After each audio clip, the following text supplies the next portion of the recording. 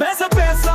सब कुछ पैसा ए दुनिया दी रस विच हर कोई जैसा पैसा पैसा जीप विच होवे हर बंदा कहंदा तू कदे ना रूए पैसा ए जे लोकां दी पहचान हर कोई पा लैंदा एदा नाल ईमान कदे दिल नाल मोहब्बत कदे दिल रो डर पैसा बना आंदा बंदे नू पैसा पर खिलौने वांगू खड़ दे पैसे नाल खापर जे ना होवे दिल सारे हो जाने खराब गरीब बंदला सोना कपड़े भी महंगे पैसा बनांदा बंदे नू जेड़ा रहंदा संगे पैसा पैसा